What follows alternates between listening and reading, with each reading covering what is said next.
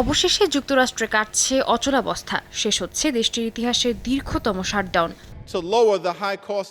স্থানীয় সময় বুধবার রাতে প্রতিনিধি পরিষদে 222-209 ভোটে শাটডাউন শেষ করতে বিল পাস হয়। এর মধ্যে রিপাবলিকানদের পাশাপাশি 6 ডেমোক্রেটও সমর্থন দেন।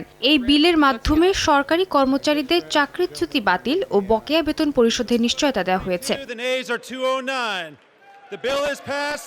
তবে আলোচিত স্বাস্থ্য বীমা ভর্তুকি ইস্যুর ভবিষ্যৎ এখনও অনিশ্চিত। ডেমোক্রেটদের মূল দাবি ছিল অ্যাফোর্ডেবল কেয়ার অ্যাক্টের অধীনে ভর্তুকির মেয়াদ বাড়ানো, যা এই চুক্তিতে সরাসরি অন্তর্ভুক্ত করা হয়নি। পরিবর্তে ডিসেম্বরের দ্বিতীয় সপ্তাহে আলাদা ভোটের মাধ্যমে এ বিষয়ে সিদ্ধান্ত নেয়ার কথা বলা হয়েছে।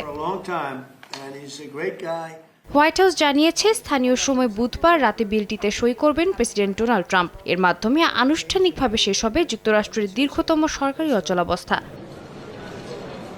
দীর্ঘদিন ধরে চলা এই অচলাবস্থার কারণে যুক্তরাষ্ট্র জুড়ে জনজীবন বিপর্যস্ত হয়ে পড়েছে। প্রায় 14 লাখ সরকারি কর্মচারী বেতন ছাড়া কাজ করছেন অথবা ছুটিতে আছেন। খাদ্য সহায়তা কার্যক্রম স্থবির হয়ে গেছে। মারাত্মক বিঘ্ন দেখা দিয়েছে বিমান চলাচলে।